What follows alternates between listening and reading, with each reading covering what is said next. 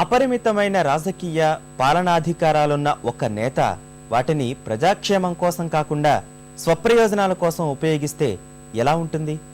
కొడుకుని అపర కుబేరుడిని చేయడమే లక్ష్యంగా ప్రజల వనరులన్నీ నిలువునా లూటీ చేయడానికి బరితెగిస్తే వ్యవస్థలకు ఎలాంటి దుర్గతి పడుతుంది? వైఎస్ హయామే ఈ ప్రశ్నలకు నిలువెత్తు ఉదాహరణ. అధికారులను కీలుబొమ్మలుగా మార్చి ఏపీఐఏసీ వంటి సంస్థలను తోలుబొమ్మల్లా ఆడించారు వైఎస్. ఆ అవినీతి యజ్ఞంలో నియమ నిబంధనలు ఎలా సమిధులయ్యాయో చెప్పే ఉదంతమే కృష్ణపట్నం ఇన్ఫాట్రెక్ కంపెనీ ఘటన. కనీసం ఒక ఉత్తర్వు కానీ అవగాహన ఒప్పందం కానీ లేకుండానే వేల ఎకరాలు కట్టబెట్టిన ఈ అడ్డుగోలు వ్యవహారం తాజాగా నాటకీయ పరిణామాల మధ్య వెలుగు చూసింది.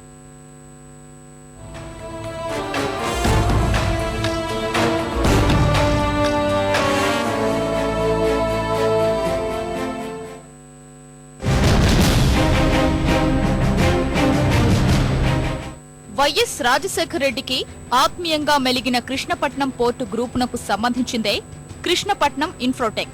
గ్రూపు అధినేత సివిరావు కుమారులైన శ్రీధర్, శశిధర్ దీని డైరెక్టర్లు. 2007 నవంబర్ 19న కృష్ణపట్నం సెజ్ కంపెనీ ఏపీఐఏసీకి ఒక లేఖ రాసింది. సెజ్ కోసం 13,000 ఎకరాల భూమి కేటాయించాలన్నది దాని సారాంశం. లేఖ రాసిన 3 నెలలకే, అంటే ఫిబ్రవరి 22, 2008న ఆనాటి ముఖ్యమంత్రి వైఎస్ రాజశేఖర రెడ్డి, అప్పటి ఏపీఐఏసీ మేనేజింగ్ డైరెక్టర్ బీపీ ఆచార్య, నెల్లూరు కలెక్టర్ ఎం రవిచంద్రలతో ముఖ్యమంత్రి క్యాంపు కార్యాలయంలో సమావేశమయ్యారు. వైఎస్ ఆత్మబంధువుగా పేరున్న కేవీపీ రామచంద్రరావు కూడా ఇందులో పాల్గొన్నారు. చిల్లకూరు మండలంలో కలెక్టర్ గుర్తించిన 6,284 ఎకరాల భూముల్ని 3 నెలలలోపు ఏపీఐఏసీకి బదలాయించాలని, ఏపీఐఏసీ ఆ భూముల్ని బహుళ ఉత్పత్తుల సెజ్, పారిశ్రామిక పార్కుల కోసం కృష్ణపట్నం కంపెనీకి బదలాయించాలని సమావేశపు మినిట్స్ లో పేర్కొన్నారు. తరువాత 2009 అక్టోబర్ 1న 2,682.77 ఎకరాల ప్రభుత్వ భూముల్ని కంపెనీకి రిజిస్ట్రేషన్ చేశారు. 2010 సెప్టెంబర్ 15న 1,726.95 ఎకరాల ప్రభుత్వ భూములు, 321.43 ఎకరాల పట్టా భూములకు రిజిస్ట్రేషన్ చేశారు. అలా మొత్తం 4,730 ఎకరాలు కృష్ణపట్నం కంపెనీ పరమయ్యాయి.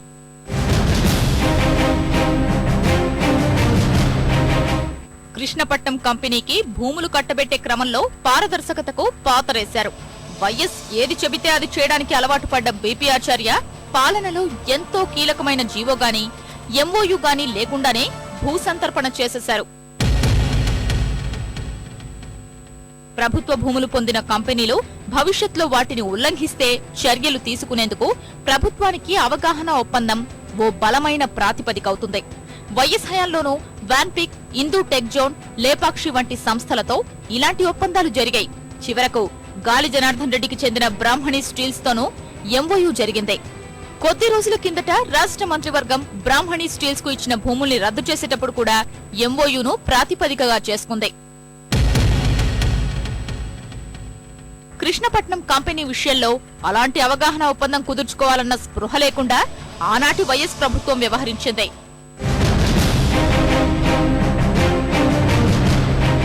వైఎస్ సర్కార్ కనీసం జీవో గాని, అవగాహన ఒప్పందం గాని లేకుండానే కృష్ణపట్నం కంపెనీకి భూములు కట్టబెట్టిందన్న విషయం నాటకీయంగా వెలుగు చూసింది. సెజ్ కోసం 13,000 ఎకరాల భూమి కేటాయించమని 2007లోనే లేఖ రాసిన కృష్ణపట్నం కంపెనీ అదనపు భూ కేటాయింపుల కోసం పలుమార్లు ఏపీఐఏసీకి లేఖలు రాసింది. 2005 మే 19 నుంచి సుదీర్ఘకాలం వైఎస్ ఆశీస్సులతో ఎండీగా కొనసాగిన బీపీ ఆచార్య 2009 డిసెంబర్ 24న బదిలీ అయ్యారు. ఆయన స్థానంలో వచ్చిన బీఆర్ మీనా దృష్టికి ఆ విజ్ఞప్తులొచ్చాయి. దీనిపై నిర్ణయం తీసుకునే ముందు ఆయన అవగాహన ఒప్పందం గురించి ఆరా తీశారు. ఏపీఐఏసీలో అలాంటి ఒప్పందం ప్రతి ఎక్కడా లేదని అధికారులు అసలు విషయం చల్లగా చెప్పారు. దీంతో ఆయన పరిస్థితి వివరిస్తూ మొదట 2011 ఫిబ్రవరి 26న ప్రభుత్వ పరిశ్రమల శాఖ ముఖ్య కార్యదర్శికి ఒక లేఖ రాశారు.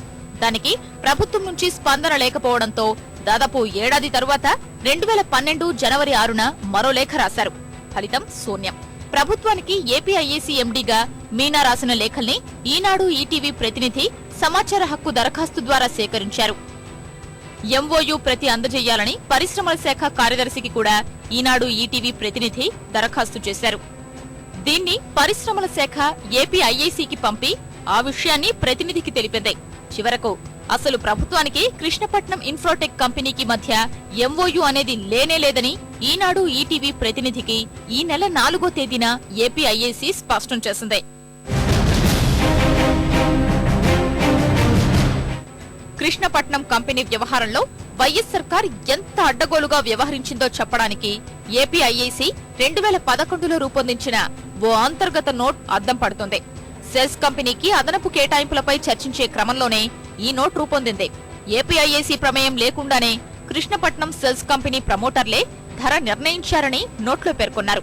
4,409 ఎకరాల ప్రభుత్వ భూముల్ని కంపెనీకి ఎకరా 1,15,000 ధరకిచ్చారు. 321 ఎకరాల పట్టా భూములకు మాత్రం 4.27 లక్షలుగా నిర్ణయించారు. ఇక పారిశ్రామిక అవసరాల కోసం కేటాయించేందుకు అక్కడ ఏపీ ఐఐసికే భూములు మిగల్లేదని నోట్ తెలిపింది. తమ్మినపట్నం భూముల్ని కంపెనీకే ఇవ్వాల్సొస్తే పరిసరాల్లోని పట్టా భూముల ధరకు అనుగుణంగా ఎకరాకు 4.5 లక్షలు నిర్ణయించాలని నోట్ స్పష్టం చేసింది.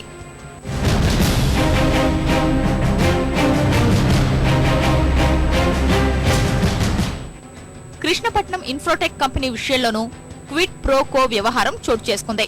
వైఎస్ రాజశేఖర రెడ్డి అధికారంలో ఉన్నప్పుడు కృష్ణపట్నం పోర్టు యాజమాన్యం ఆయనతో అత్యంత సన్నిహితంగా మెలిగింది.